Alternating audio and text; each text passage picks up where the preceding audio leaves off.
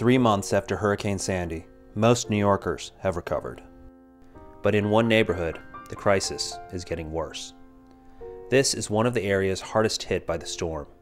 This is one of the poorest neighborhoods in America. This is Far Rockaway.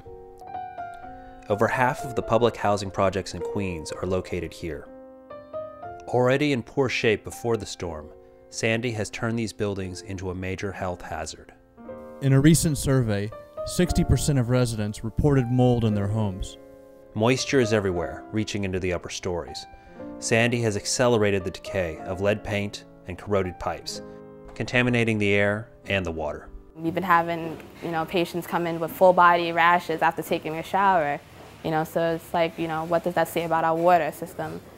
The bathtub has been backed up since Sandy. Fumes started coming out. Me and my daughter had to be rushed to the hospital. They taped over the hole and said they would come back, and I haven't heard from anybody. 2 weeks after the storm had hit, I went into an apartment. It was an apartment with 14 people in it, 7 of them kids under the age of 5. And 2 weeks later, they were still sleeping in beds that were wet.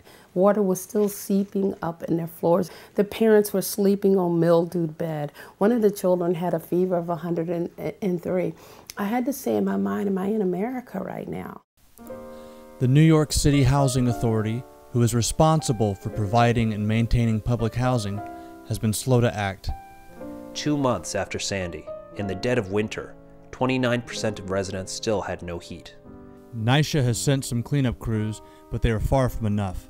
This is what it looks like after NYCHA clean. This looked like it, was a fire in here, and it was no fire. This is just mold. And now they want to just paint over the apartment. That's not going to help anything. It's just going to grow back. Can you smell it?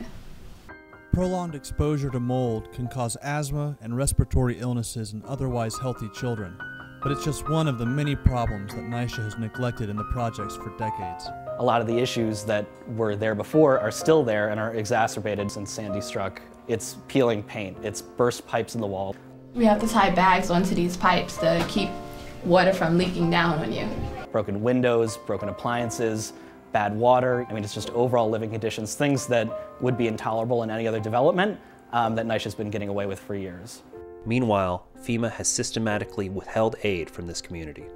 There's an automatic clause in FEMA to where you deny folks who are on welfare automatically. Then you make them go fill out a small business loan, whereas if you could qualify for a small business loan, you wouldn't have to be on welfare.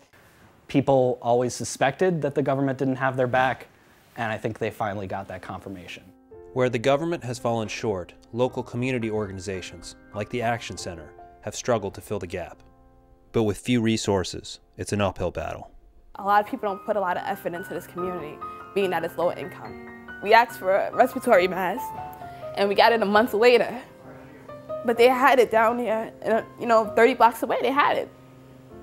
So what makes us so different? These are Americans living in third world conditions. They have nowhere else to go.